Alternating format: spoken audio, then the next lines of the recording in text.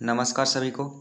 आज की इस क्लास में मैं आपको लाभ हानि के अति महत्वपूर्ण प्रश्नों को कराऊंगा जो यूपीएसआई और एनटीपीसी रेलवे में पूछे गए हैं। ठीक है, लेकिन उन प्रश्नों की प्रैक्टिस कराने से पहले मैं आपको लाभ हानि के बारे में कुछ कंसेप्ट बताना चाहता हूँ, जैसे कि सीपी। लाभ हानि में जो सीपी होता है इसे बोलते हैं कॉस्ट प्राइस, यानी क्रय मूल्य। क्रय मूल्य क्या होता है कि कोई वस्तु हम मार्केट गए और खरीद कर लाए, खरीद कर लाना ही क्रय मूल्य होता है। ठीक है। दूसरा है एसपी। एसपी का मतलब होता है सेलिंग प्राइस, यानी विक्रय मूल्य।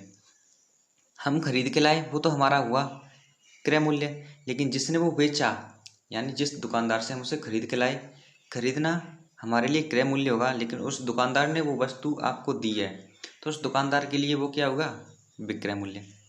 एक टर्म आता है प्रॉफिट। प्रॉफिट क्या होता है हमारा, यानी लाभ।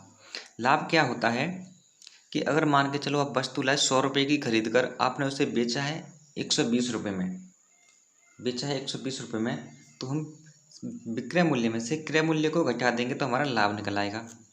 अब आता है हानि, यानी एल। एल का मतलब लॉस। लॉस यानी हानि। हानि क्या होती है, 100 रुपये की आप कोई वस्तु खरीद के लाए, 80 रुपये में बेच रहे हैं, तो कितने का घाटा हुआ आपको, 20 रुपये का। ठीक है। अब देखो यहाँ पे मैं आपको इसका कंसेप्ट बताना चाहता हूँ, इसे थोड़ा ध्यान से समझना।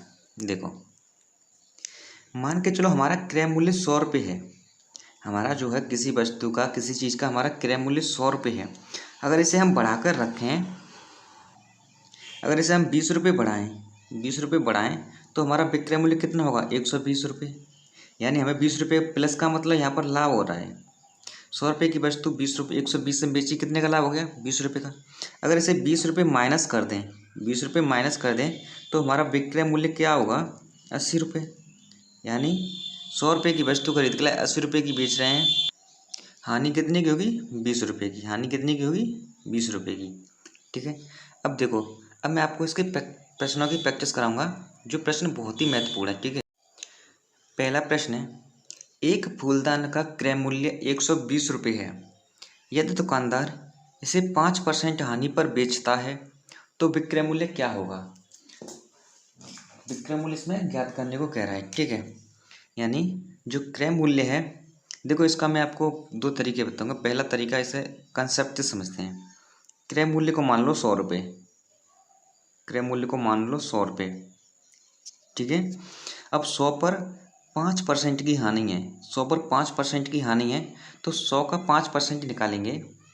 100 का 5% यानी 5/100। 100 का 5% कितना होता है, 5।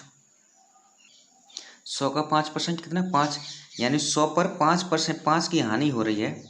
100 पर 5 की हानि हो रही है, तो हमारा जो विक्रय मूल्य आएगा 5 की हानि के साथ कितना आएगा, 95, है ना। अब 100 की वैल्यू, क्रय मूल्य इसमें कितना दे रखा है, 120। हमने क्रय मूल्य कितना माना है, 100। यानी 100 की वैल्यू कितनी, 120, और हमें निकालनी कितने की, 95 की। यानी पहले हम यहाँ से एक की वैल्यू निकाल लें। एक की वैल्यू कितनी निकलेगी, 120/100, और हमें 95 की निकालनी है, तो इसमें 95 से गुणा करनी है। एक जीरो से एक जीरो कैंसिल आउट कर दो। ठीक है। अब 5 से कैंसिल आउट कर दो इसे 2 बार, और 5 से 19 पंजे होता है 95, 19 बार।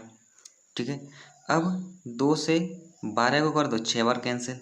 अब 6 की गुणा कर दो 19 में, 19 छिक्के कितना होता है, 114, और यही हमारा राइट आंसर होगा। यानी जो विक्रय मूल्य है हमारा 5% की हानि पर 114 रुपये है। ऑप्शन नंबर सी हमारा करेक्ट आंसर हो जाएगा। अब इसका दूसरा तरीका क्या है, देखो, जिसे आप जल्दी कर लें। जब भी आपसे कहे कि 5% विक्रय मूल्य ज्ञात करने को कह रहा है, क्या विक्रय मूल्य जिसे ज्ञात करते हैं उसे ऊपर रखते हैं, जिसे ज्ञात करते हैं उसे ऊपर रखते हैं। देखो यहाँ पर सबसे पहले हम 120 को रख लेंगे, 120 को रख लिया। विक्रय मूल्य ज्ञात करने को कह रहा है कब, जब 5% की हानि हो रही है। जब 5% की हानि होगी 100 में से 5 की, तो कितना होगा, 95। 100 पर 5 की हानि होगी तो 95 होगा। 95 कर देंगे इसमें गुणा, 95 का कर देंगे गुणा, और बट्टे लगा देंगे 100। क्रय मूल्य कितना होता है, 100। ठीक है। एक जीरो से एक जीरो कैंसिल आउट कर दो, और वही यहाँ से हमारी यही कंडीशन बन जाएगी। तो इसका भी आंसर कितना आ जाएगा, 114। अब चलिए इसका मैं आपको इसी प्रकार का दूसरा सवाल कराता हूँ। एक आदमी 1600 रुपये में एक साइकिल खरीदता है, उसे 20% की हानि पर बेचता है, तो विक्रय मूल्य ज्ञात करना है। पहले इसका कंसेप्ट समझेंगे। क्रय मूल्य यानी CP को मान लो 100। अब 100 पर 20% की हानि यानी 20 रुपये की हानि, 20% की हानि यानी 20 रुपये की हानि, तो कितने में बेचेगा इसे? 80 में। कितने में? 80। तो यहाँ पर हम 80 रख देंगे। अब देखो, क्रय मूल्य हमने 100 माना है, लेकिन सवाल में क्रय मूल्य कितना है? 1600। यानी इस 100 की वैल्यू कितनी दे रहा है? 1600। कितनी दे रहा है? 1600। यानी जो 100 है, 100 की वैल्यू 1600 दे रहा है और हमें ज्ञात करनी है 80 की। यानी 100 की वैल्यू 1600, 100 बराबर 1600। तो यहाँ से 1 निकालेंगे, 1 बराबर कितना आएगा? 1600 बट्टे 100। और हमें 80 की ज्ञात करने के लिए 80 से इसमें गुणा कर देंगे। 2 जीरो से 2 जीरो को कैंसिल आउट कर दो। 16 कितना होता है? 128 और 1 जीरो ये रख, यानी 1280। और यही हमारा राइट आंसर है। यानी ऑप्शन नंबर बी हमारा करेक्ट आंसर हो जाएगा। अब देखो इसे दूसरी मेथड से कैसे कर दे। 1600 रुपये हमारा क्रय मूल्य दे रखा है, खरीद कर लाए, ठीक है, 1600 रुपये। और हमसे पूछा क्या है? विक्रय मूल्य। हमसे विक्रय मूल्य पूछा है, यानी कोई वस्तु अपने आप में 100% होती है, उसमें से 20% हमने हानि पर बेचा है। 20% यानी इसमें से 20% घटाएंगे तो कितना बचेगा? 80%। 80% बचेगा। अब 1600 का 80% निकाल दो बस। 80 और परसेंट का मतलब 100। दोनों जीरो से 2 जीरो को कैंसिल आउट कर दो। 16 का 80 में गुणा कर दो बस। 16 अट्ठे 128 और 1 जीरो, और यही हमारा करेक्ट आंसर हो जाएगा। ठीक है, ये ट्रिक कैसी लगी? तो चलिए अगले सवाल पर। एक व्यक्ति ने किसी वस्तु को 3200 रुपये में खरीदा है और उसे 12% की हानि पर बेच दिया है, तो वस्तु का हमें क्या निकालना है? विक्रय मूल्य निकालना है। ये प्रश्न SSC CHSL 2020 में पूछा गया है। ठीक है, हमारा वही कंसेप्ट है। पहले आपको इसकी कंसेप्ट, फिर आपको इसकी ट्रिक बताऊंगा। ठीक है, और इस वीडियो को अपने दोस्तों के पास जरूर शेयर करना, जिससे वो भी इस वीडियो का फ़ायदा ले सकें।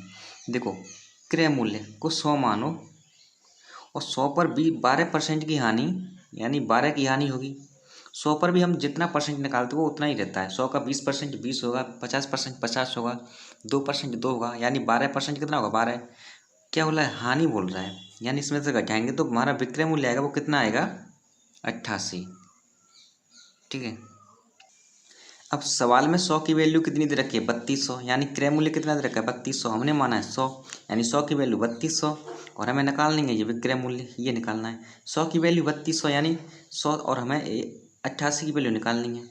तो 88 से इसमें गुणा करेंगे, 100 से इसमें भाग कर देंगे, बस और कुछ नहीं। 3200 बट्टे 100 गुणा कर दो 88 से, दोनों जीरो से दोनों जीरो को कैंसिल आउट कर दो।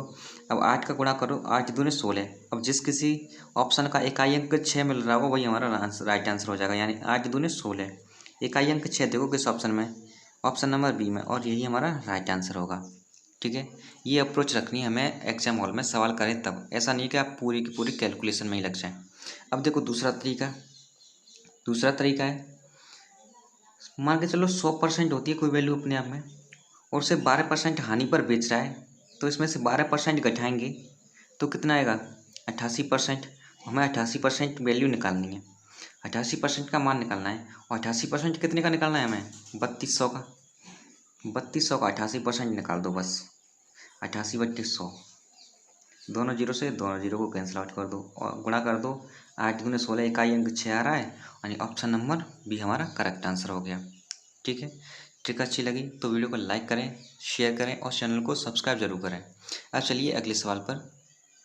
एक लड़की ने 7500 रुपये में एक साइकिल खरीदी और उसे 25% की हानि पर बेचा है, तो साइकिल का विक्रय मूल्य क्या है? अब देखो इसकी ट्रिक ही लगानी है हमें, कंसेप्ट नहीं। ठीक है, हर एक सवाल को कंसेप्ट नहीं कर सकते। सवाल को जब एग्जाम हॉल में बैठे हो तो ट्रिक लगाएंगे। देखो 7500 रुपये हमारा क्या है?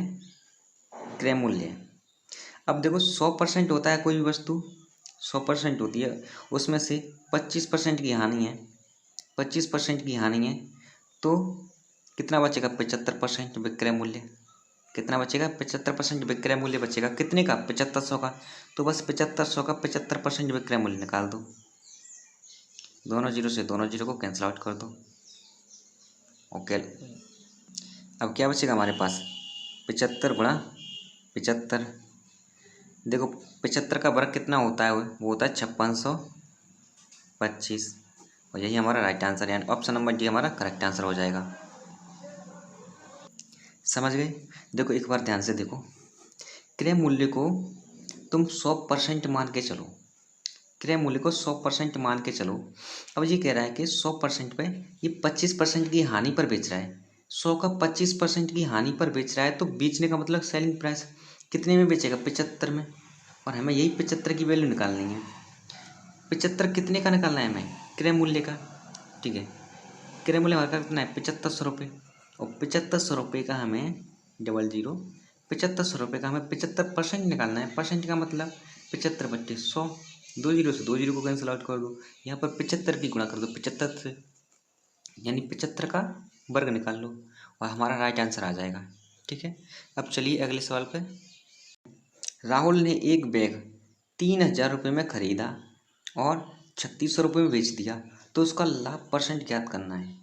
ठीक है, अब आप ये कहेंगे कि इतने छोटे छोटे सवाल, तो शुरुआत हमेशा छोटे सवालों से की जाती है। अगर मैं आपको छत पर चढ़ने को लिए बोलूँ ना, तो आप पहली सीढ़ी पर पैर रखोगे।